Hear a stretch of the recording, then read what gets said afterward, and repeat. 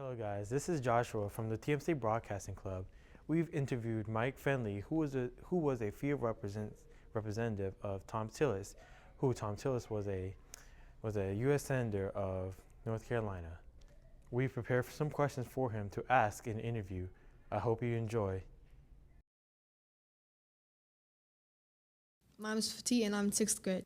Mr. Fenley, where do you see Greensboro in 10 years? Well, Greensboro's going nowhere. Greensboro's going to be right here forever, and it's going to grow. It's going to continue to grow. I really think that we face a challenge of affordable housing, jobs, and people to work those jobs. But this town is going to continue to grow, and I don't know. I wouldn't dare to predict what the population would be in 10 years, but it will be bigger than it is today for sure. Yeah. Thank you. So, Mr. Fenley, what inspired you to choose a career in multimedia for 40 years? I'm a dreamer, and my dad was a dreamer, and I inherited that from him. At a very early age, was exposed to radio broadcasting and dreamed of being in that industry. My father, I lived in Wilmington. There was a professional golf tournament there called the Azalea Open, and my dad loved golf, and he would go every year to the golf tournament. Well, when I was 12, he decided that I needed to learn to love golf, and he took me to the tournament. And there were some big names in golf playing in that event, but I was more interested in the local radio stations that were covering it. It was a huge event for that community. A town at the time, probably about 40,000 people, had a professional golf tournament. It was amazing. And the two local radio stations were there from start to finish every day, covering the action. And I got to know some of the guys that worked for the radio station, and I just fell in love with the business. And ended up working in radio for 40 years before I got out of that and got into the political arena. Thank you very much. Yeah. Hey, Mr. Fenley. So today, my question to you is, what are the current challenges in the media sector? Well, we're just so over-communicated in the media today. Back in the day, there was radio, television, and newspapers, and you could pretty well determine if you trusted a source or not. Today, with the internet, social media, it's so easy to look official and publish whatever you want, and there's really not a lot of way to verify it. So it's a challenge for the user, the consumer of media, to be able to cut through the clutter and figure out what's the accurate information. So how do you think we can overcome these challenges? Well, I think you just have to approach it knowing that there's a challenge. A lot of people don't. A lot of people say, well, I saw it on the internet, it must be true. We have to approach every piece of information that we see with a little bit of skepticism and decide whether you feel it's accurate or not, and then do some research. Go do some research on your own and figure out if it's true. One of the problems with social media is somebody makes a statement about something and people just repeat it, and it suddenly becomes the truth, whether it's true or not. So, Mr. Fenley, can you share success stories of a project or initiative that has had a positive impact in North Carolina? Well, there's so many stories that I could share with you, and it's hard for me to pick the best one. But in my role with the senator, I'm a connector. My job is to determine if someone has a problem and who may have the solution. In fact, most of what I do, most of what I consider success is not related to the federal government at all, although there are some successes. I'll give you a couple of examples. One, a hospital in Reidsville, North Carolina, or in Eden, North Carolina, in Rockingham County, contacted me one day and said, we're owed $5 million by Medicare, and it's been a while, and we'd like to have the money. We need the money. So I make a phone call to our DC staff and talk to the person who deals with Medicare. That person then calls Medicare and within 2 days, the hospital has its check. It was just a matter of calling attention to the stack of papers on the worker's desk to get the check out the door and processed. But things like that in the role as a federal government, and then connecting people with problems with people with solutions is an area that I find a great deal of pride and success. So, sir, I got a question. What are the internship opportunities at the White House? Well, I don't know much about the White House because I work for the Senate, and it's a different branch of government. So, I'm sure there are internships available, and I'm sure they're very competitive. so can you tell us about the internship opportunities at the Senate, Yeah.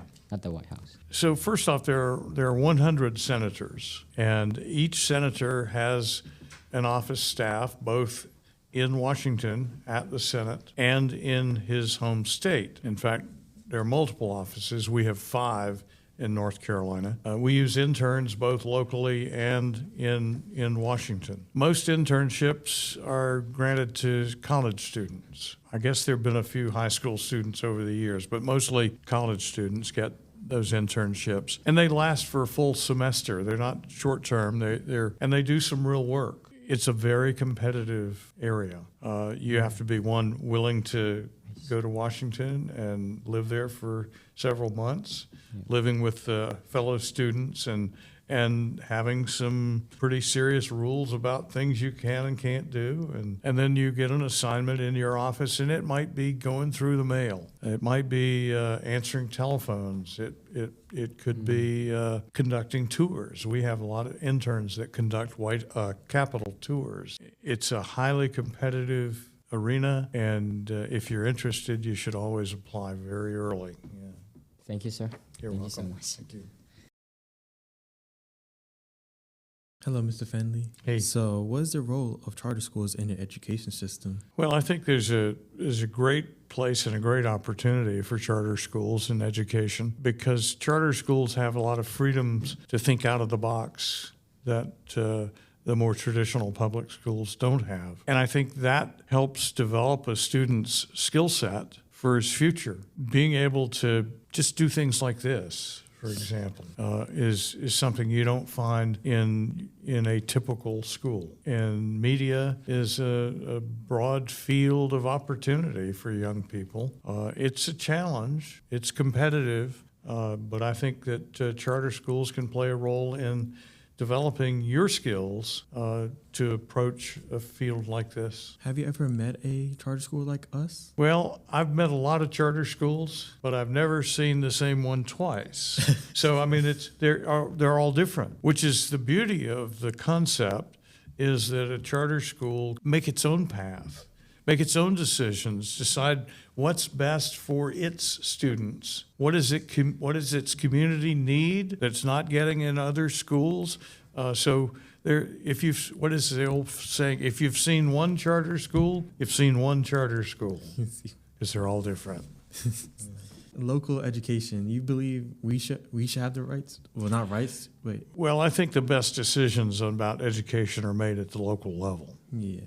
because local people understand what the needs are. Your parents understand what your needs are as a student. And so, yeah, I think that local decision-making is important to education. The Federal Department of Education, I guess it has a role. I'm not sure what it is. Maybe it's to set a standard and say, okay, here's a minimum standard. If you meet the minimum standard, you're okay. And I guess we need that kind of standardization so that all students from all educational opportunities have at least the basic skill sets. What internships do you think will be good for our high school students, especially charter schools?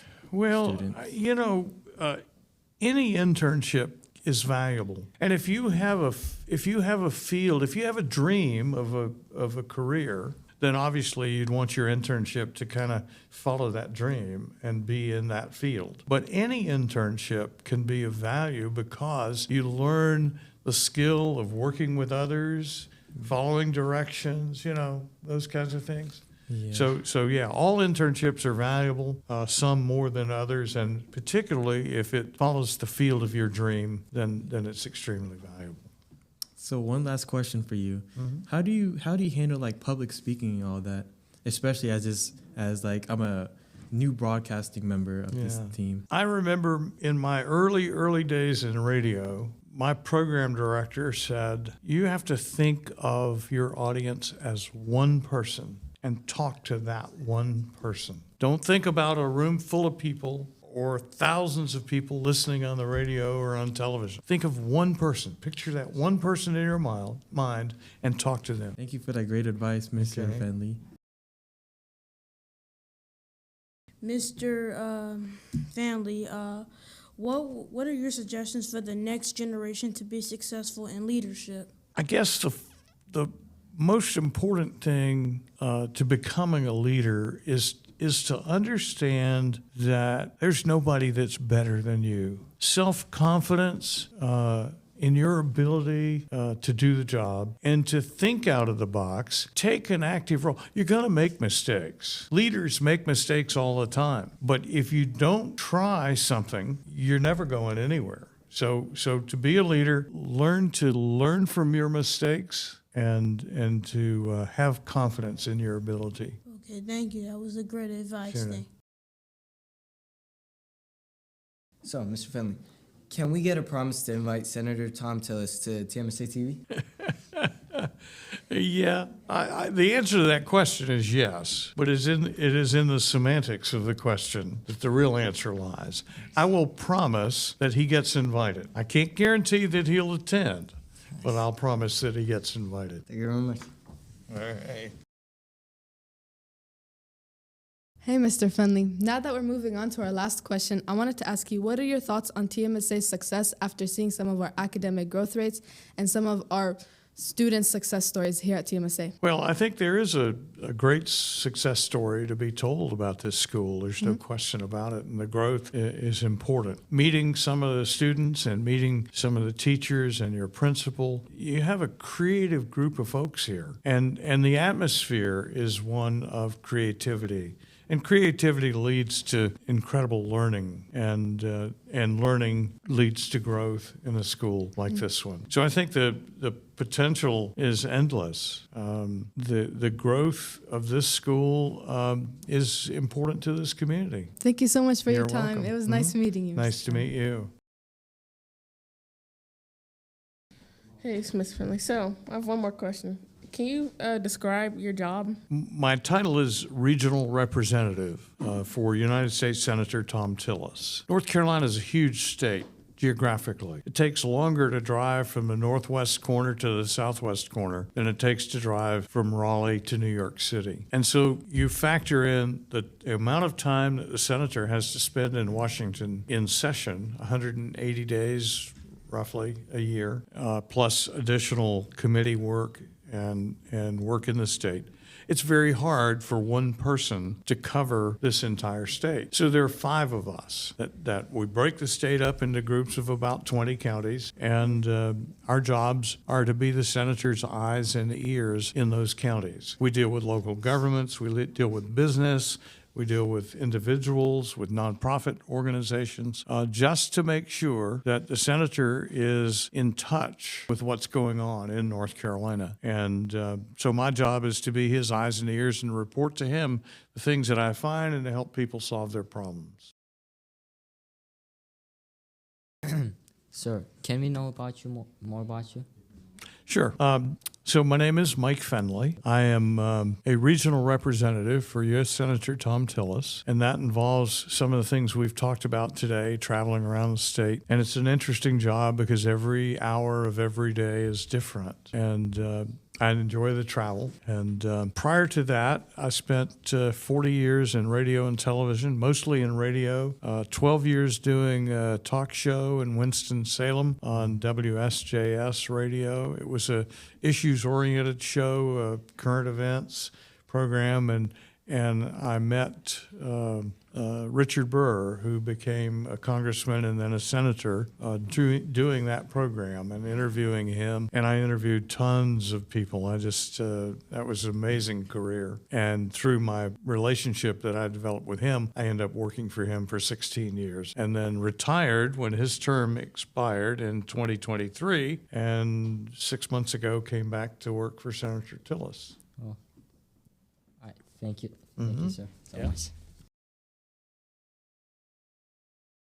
Well, I can't imagine how Mr. Fenley's schedule is, and then we would like to thank him for his generosity, spending time, dedicating time to come and talk to our students and inspire our community. Thank you so much, sir. Appreciate it. Thank you, sir. Yep, Thank you. appreciate it. It's my pleasure.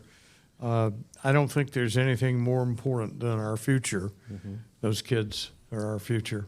Absolutely. Yeah. Absolutely. Thank you. Appreciate it.